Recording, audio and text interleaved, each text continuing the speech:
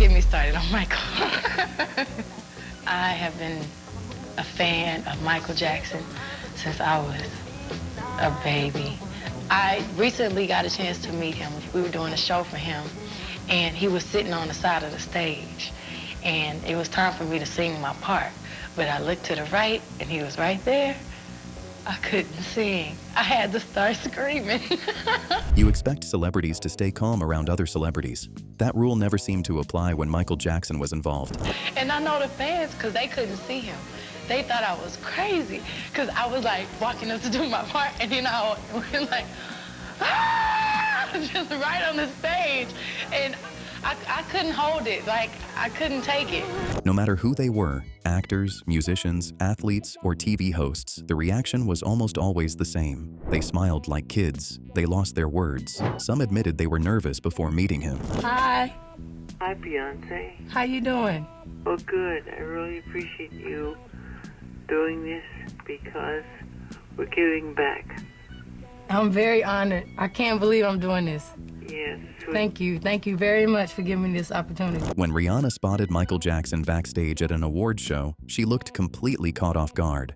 For a few seconds, all she could do was smile and stare, almost like she was trying to convince herself he was really standing there. It was a rare moment where one of the biggest rising stars in music suddenly looked like a lifelong fan admiring her idol. Without saying much at all, her reaction made it clear that seeing Michael in person was something she never expected to experience. Thank you. ステージを降りたマイケルは颯爽と楽屋へ戻り、その直後、マイケルに招待されたリアーナが彼の楽屋へ訪れた。The meeting was over, but the excitement definitely was not. As soon as they got backstage, the High School Musical cast could not stop talking about what had just happened. They talked over each other and kept repeating the same thing because they still could not believe they had actually met Michael Jackson. One of them was especially stuck on the fact that he had shaken Michael's hand. It was one of those moments that felt so unreal. Nobody really knew what to say next.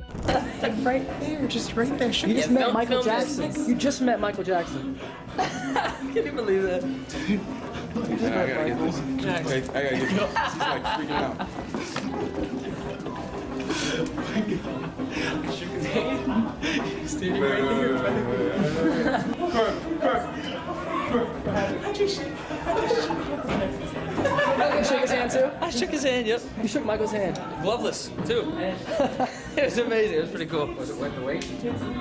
I mean, it was Michael Jackson. Like, standing right there in front of you. How many people can say that?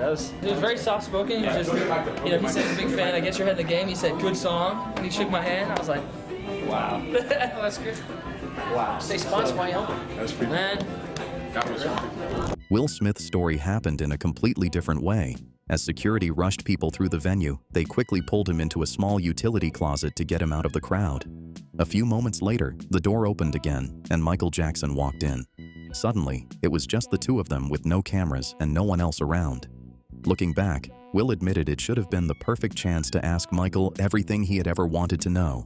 And I got my head up against the door and I'm listening and people are running and I'm hearing screaming and all of that stuff. I'm listening, and all of a sudden, it starts to get quiet. And I'm like, yo. And I hear, hey. I'm like, oh, shh. And I turn around and Michael Jackson is behind me in the closet. I was like, oh, Mike? He's like, hey, how you doing? Oh, what? Hey, what's up, man? What do you think's going on out there? Suge and them tripping. Suge's always tripping. All that success and he can't figure out how to be happy. I don't think I've read that one. So I got Michael Jackson, like captive audience, all to myself. I'm like, all the questions I could have asked, everything I could have said. What's the glove made out of? What's Tito like? Can you moonwalk forward? Is Annie okay? All that stuff. Blew it. The moment did not last very long. Within seconds, the door flew open again as security rushed back to move Michael through the crowd. Before he left, Michael looked over at Will, smiled, and simply told him he would see him around. It was such a small exchange, but it stayed with Will long after that day. As unbelievable as the meeting was, it also turned out to be the only time he ever crossed paths with Michael. making the memory even more special. And then all of a sudden the door bursts open and security puts his hand on my face and shoves me out the way like he never saw the Fresh Prince and said, "Mike, we gotta go." And he grabs Mike, Mike goes to the door, and I'm laying back in the mops. And then Mike looks and he turns and he makes eye contact with me. He says, "Bye, Will, see you around." And he goes off. And that was the only time I ever met Michael Jackson. Meanwhile, Zac Efron was in the middle of dinner when Kenny Ortega suddenly passed him the phone and told him Michael Jackson was on the other end. At first, it did not even feel real. The moment Zac realized who he was talking to, he immediately started telling Michael how much he looked up to him. Before the conversation could go much further, Michael quietly interrupted, thanked him, and asked to speak with Kenny again. The call ended so quickly that Zac was left sitting there, wondering if it had actually happened. I was in Paris, and I was with Kenny Ortega. We were promoting High School Musical 3, I want to say it was. I was probably 20, maybe 20, 21 at the time. And we were at dinner, and somehow I was at the head of the table, and Kenny was on the other side of the table, our director, Kenny Ortega. And his phone rang, and I remember I got this look like, "You want this phone call?" And I was like, "Okay." So I came over and I was like, what's going on? He goes, "It's Michael Jackson." I'm like, "What?" And he hands me the phone. And I was like, "Hello?" And I heard, "Hi, who's this?" And I was like, "This is Zac Efron. I'm a massive fan, and I'm an actor, and you're like my hero." And I didn't know what to say. I was like I was just at a loss for words and rambling on. And then he said, "That's really nice. Can you hand the phone back to Kenny?" Just when Zac thought the moment was over, the phone rang again. It was Michael calling back. After barely surviving the first conversation, he suddenly found himself trying to collect his thoughts all over again. Whatever he expected Michael to say next, it definitely was not what was coming. And I was freaking out. Like, I just talked to Michael Jackson. He's my hero. I was tripping. And I sat back down, just a little dizzy, and then all of a sudden the phone rang again. And Kenny answered, and I saw him kind of confused across the table. And he looked at me again. He's like, "Do you want to get the phone?" And I was like, "Okay." And he hands the phone to me. He goes, "It's Michael Jackson again." And I was like, "Oh, what?" "Okay." And I picked up the phone. I was like, "Hello?" And he goes, "Oh, this is Zac from High School Musical?" And I was like, "Yeah." And he was like, "Oh, I love what you do. I'm a huge fan. I love what you do." Michael simply told Zac he was a fan of his work. For a second, Zac did not know how to react. Hearing those words from someone he had admired for years completely caught him off guard. The conversation lasted only a few moments, but it was enough to leave Zac speechless and give him a story he would be telling for years. And I lost it. I just lost it. I lost my balance. I think I fell over into the wall. I was like, "Do you know who I am?" And I just started crying. I was a mess. Like, literally, I was just making a fool out of myself. I slid down to the floor pathetically and professed how much I loved him. Said, "You're my hero. You're the reason I do what I do. Thank you so much, Michael, for everything." Justin Timberlake had already become one of the biggest names in pop music, but whenever Michael Jackson came up, he stopped sounding like a superstar and started sounding like a fan. He spoke with complete admiration, calling Michael the king of pop and openly admitting there was nobody else like him. Even after everything Justin had achieved himself, it was obvious Michael was still the artist he looked up to the most. He really was and always will be, the king of pop, to create the things that he created with his music. I mean, it's really untouchable. It really is untouchable, and he opened the minds of the world.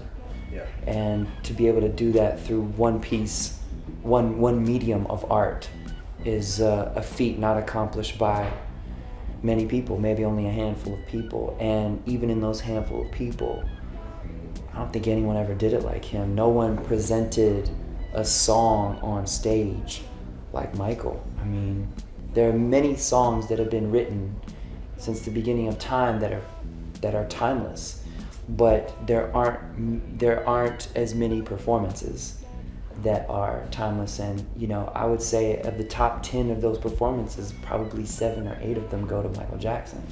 Britney Spears never sounded like someone talking about just another celebrity. Every time Michael's name came up, she would smile, laugh at herself, and remember the little moments that stayed with her, including the nickname he used to call her. Even after reaching the top of the music industry herself, she still spoke about Michael with the excitement of someone who had met their childhood hero. It was obvious those memories meant far more to her than a simple celebrity encounter. Michael Jackson, I just think he's a genius. He's not only an incredible songwriter, but he's an incredible performer, everything, you know, and I just really respect his music. He's amazing. What I read about the fact that you're going to do a duet with Michael Jackson was it was going to be a duet with Michael Jackson and that it'll be out next year. It's not really a duet. I'm not really supposed to say, but the part I can say, he did phone me. And was it like your phone, did your own personal phone ring and you yes, went, it hello? Did. Yes, it did. And I was like, hello? And I was like, hi, can I speak to Britney? I was like, this is her. Hi, this is Michael. I was like, Michael who? Michael Jackson? I was like, who is this? Who is this? I was such a dork. But it was him. Come on, tell me the whole conversation. Well, I can't tell you that. Oh, can you not? Oh, but he said, hi to Michael. He called me Applehead. I don't know why he called me Applehead, I'll tell you that much. Britney also revealed that she spent time with Michael away from the spotlight, and those experiences only made her admire him more. Years later, she continued speaking about him with genuine affection and never hesitated to defend him when his name came up. To her, Michael was more than a music legend. He was someone she'd gotten to know personally, and the kindness she remembered from those moments clearly stayed with her. You know what? I really like that outfit. Oh, and I got to go out with Michael Jackson. That was cool. So happy birthday, my friend, the King of Pop. He's still an idol of yours? Yeah, I think that he's done, I mean, if you really think of a genius that he is, I mean, he's brilliant. And Billie Jean, all the old stuff that he used to do, I think he's great. Michael Jackson didn't just leave celebrities speechless with his unmatched aura. He loved catching them off guard with playful pranks, too. During a music video shoot, he teamed up with Macaulay Culkin to surprise music director John by smashing cake in his face, leaving everyone laughing as John stood there completely stunned. Very dangerous to me. In appreciation for working on the Black or White short film, we like to say thank you, and we love you, and we think And you've John? done And a John? wonderful job. Yeah. John? Because What, Mac? John. What, Mac?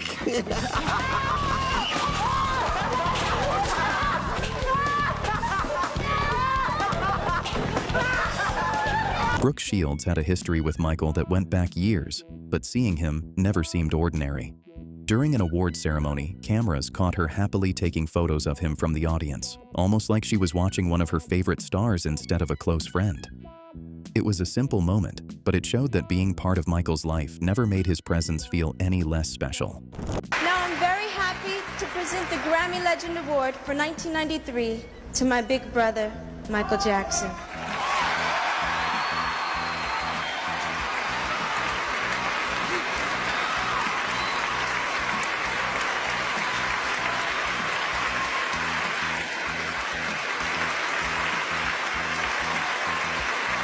Brooke never tried to hide how much she admired Michael. While smiling about the crush they shared, she also said she wished more people could simply hear him speak because she believed they would walk away liking him even more. The way she talked about him made it clear that her admiration went far beyond his fame. Even after knowing him personally, Brooke still spoke about Michael with the same warmth and appreciation that so many others did. Part of having a crush on someone is admiring them. We have a lot of fun together. And it's almost unfortunate because we know each other so well. But, he amazes me every time I sit down and talk. I think it's good because I think people need to hear him speak. And I think they will only be even more warmed by his presence. They'll be more pleasantly surprised. Slash had worked with some of the biggest artists in the world, so very little impressed him anymore. But whenever Michael Jackson came up, he admitted there was simply nobody else like him. Even after everything Slash had experienced in the music industry, Michael was still the one artist who stood in a league of his own. It's too crazy. There's being famous and then there's being that kind of famous. And that's a crazy world to be in because you have no sense of reality. And you can see that from the outside. Because I was close enough at that point because Guns N' Roses was probably the biggest stadium rock band at the time. And then you have Michael, who was the sort of Elvis Presley of the period. And it's like, that's a scary thing. And he was just dealing with it, and I felt for him because he, as an artist, one of the genius artists, most genius artists I'd ever really been around, next to maybe Ray Charles and a couple other guys. LL Cool J finally got the chance to ask Michael one of the biggest questions fans had wondered about for years, the famous smooth criminal lean. Michael answered with a story that sounded so convincing nobody questioned it. He completely bought it, only for Michael to pause, smile, and admit he had been joking the whole time. It caught everyone off guard, turning a serious question into a moment they never saw coming. The songs actually were never released, but I did quite a few songs with the king of pop, Michael Jackson. Michael Jackson? You know what I mean?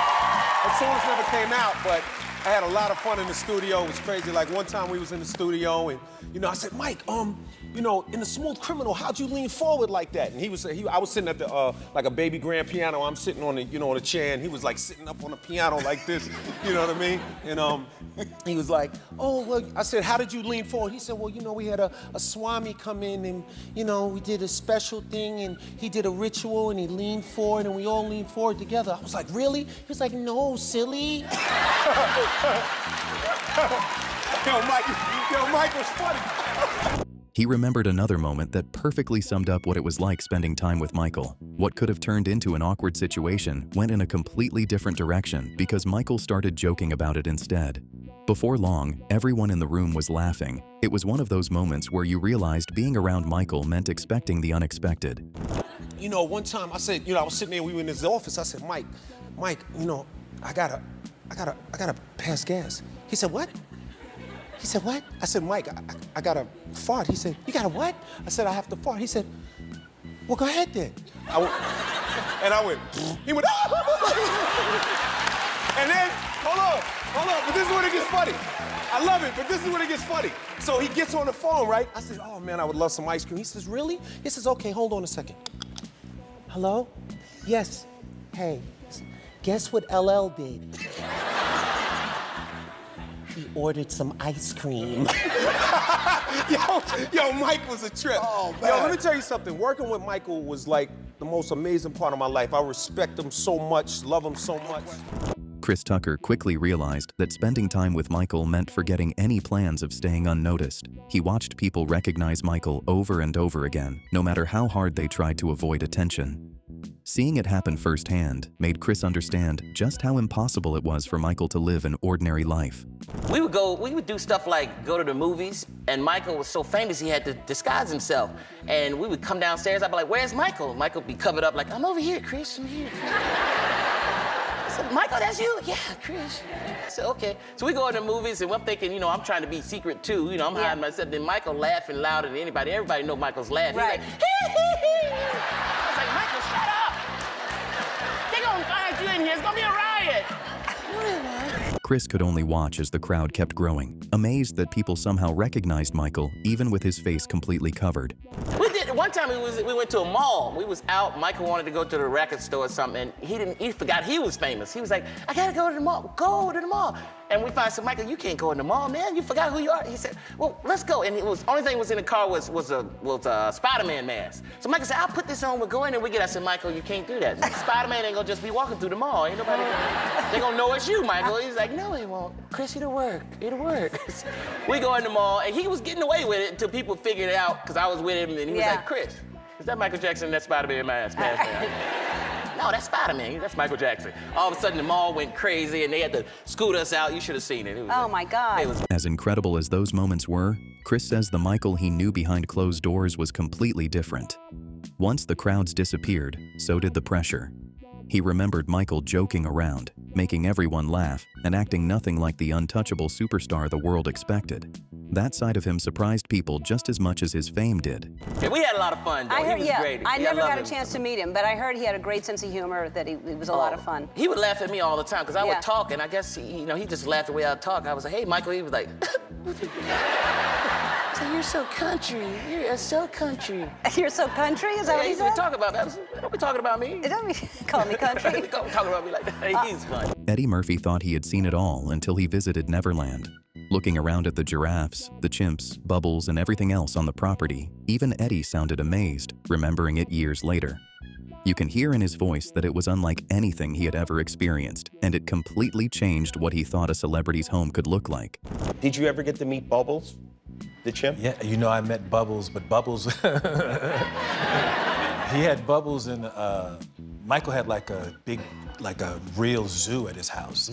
And with a big zoo with giraffes. And, I mean, he had a facility, a thing that was so big that giraffes was walking around and like, ugh. It was huge. Bubbles had gotten too old, and Bubbles was in the cage, like tripping, like, ah! And Michael's like, don't go near the cage. Celine Dion never hid her admiration for Michael Jackson. She called him one of the greatest entertainers of all time, praising his extraordinary talent, groundbreaking performances, and lasting influence on music. For Celine, Michael wasn't just a global superstar. He was a once-in-a-generation artist whose legacy would inspire performers forever. Michael Jackson. I'm telling you, one of the greatest art in the world. I love Michael Jackson very, very much. He's alone in his league. He's unique. As a singer, as a dancer. I'm so, every single, and I'm sure you're like me, every time that he comes out with a new video, it's like the whole world knows about it. It's written everywhere. They do a special announcement on TV to say, at 8 o'clock tonight, we're going to see a preview of the new Michael Jackson's video, so stay tuned, stay with us. And I'm telling you, I'm the first one there, and I'm waiting. It's like 6, and I'm there ready to watch at 8. Every videos of him, I'm so impressed. Anyway, the moonwalk and everything is incredible. Billie Jean, Beat It, the Thriller, everything is spectacular. Magic Johnson has one story that sounds almost impossible to believe. His phone rang, someone said they were Michael Jackson, and Magic was so sure it was a prank that he hung up. It was not until Jackie Jackson told him the call had actually been real that the embarrassment hit him. Instead of talking to his hero, he had accidentally hung up on him and now had to call back and explain himself. In the 90s, you were in a Michael Jackson music video. How did that happen? Oh, man. You know, I was the biggest Jackson 5 then Michael Jackson fan. So I get a call. Magic. I did not see the voice coming. I want to talk to you. So I hung the phone. The phone rang 2 minutes later. This is funny. Magic, this is Michael Jackson. I said, this is not Michael Jackson. So I hung the phone up again. I knew Jackie Jackson very well, his brother. So his brother called me and said, Magic, that was really Michael calling you. No! Please, I'll call him back. How did you get him back on the phone? So I got back, and I'm apologizing for an hour. I am so sorry. I thought somebody was playing a joke on me, right? If this video made you see Michael's charm in a different way, make sure to like, subscribe, and share.